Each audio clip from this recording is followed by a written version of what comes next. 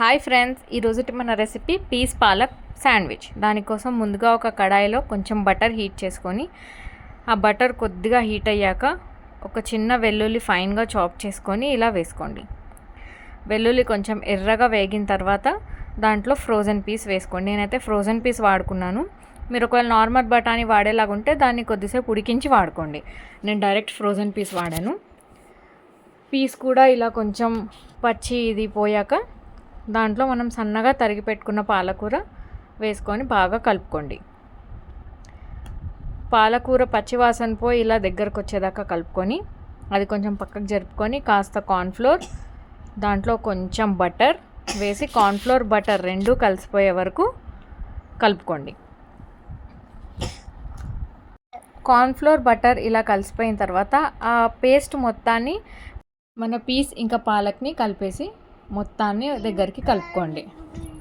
మొత్తం కలుపుకున్న తర్వాత పైనుంచి ఒక గ్లాస్ పాలు పోసి మొత్తం అంతా మిక్స్ అయ్యేలాగా కలుపుకోండి. ఇలా కాసేపటికి పాలు చిక్కబడి ఈ పేస్ట్ అంతా దగ్గరకు వస్తుంది. ఆ తర్వాత దీంట్లో కొద్దిగా మిరియాల పొడి అండ్ దంచుకున్న చిల్లీ ఫ్లేక్స్, నేనైతే దీంట్లో ఎండుమిరపకాయలు దంచుకున్నాను. చిల్లీ ఫ్లేక్స్ చాలా బాగుంది. అండ్ కొంచెం సాల్ట్ వేసి మొత్తం కలుపుకోండి. ఇలా మొత్తం పాలక్ పీస్ పాలు ఇవన్నీ కలిసిపోయి ఇలా దగ్గరకు వచ్చేయాలన్నమాట. కన్సిస్టెన్సీ మరీ జారుగా ఉండకూడదు, మరీ థిక్గా ఉండకూడదు. పైనుంచి కాస్త గ్రేటెడ్ చీజ్ వేసి కలుపుకోండి. చూడండి, లాస్ట్కి ఇలా అవుతుందన్నమాట. ఇలా అయినప్పుడు స్టవ్ ఆఫ్ చేసుకొని పక్కన ఉంచుకోండి. చల్లారేటప్పటికి కొంచెం ఈ మిశ్రమం అంతా గట్టిపడుతుంది. ఇలా లిక్విడ్లా ఉందని చెప్పి ఇంకాస్త ఉడికించకండి. చూడండి, ఇలా ఉంటుంది. ఇప్పుడు శాండ్విచ్ కోసం మనం 2 శాండ్విచ్ బ్రెడ్స్ తీసుకుందాం. ఈ శాండ్విచ్ బ్రెడ్కి ఒక సైడ్ బటర్ రాసి దానిపైన మనం పీస్ పాలక్ పేస్ట్ చేసి పెట్టుకున్నాం కదా, అది వేసి మొత్తం ఈవెన్గా స్ప్రెడ్ చేయండి.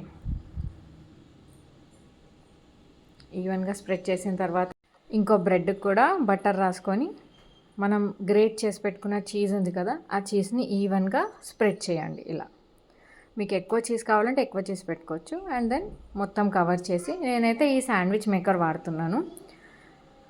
మనం రెడీగా పెట్టుకున్న ప్రీ శాండ్విచ్ దీంట్లో పెట్టేసి హీట్ చేయడమే. నాకైతే 2 minutes పట్టింది ఈ శాండ్విచ్ హీట్ అవ్వడానికి. పైనుంచి మళ్ళీ కొంచెం బటర్ రాసి నేను మూత పెట్టేస్తున్నాను. చూడండి, ఇంకొంచెం శాండ్విచ్ ఎర్రగా అవ్వాలి.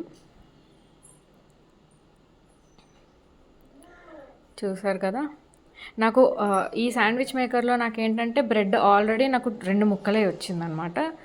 చూడండి, చీజీగా లోపల వైట్ సాస్ టేస్ట్ ఉంటూ లేగా అనిపించింది కదా. మీరు కూడా ట్రై చేసి ఎలా కుదిరిందో నాకు చెప్పండి. Thanks for watching. బాయ్.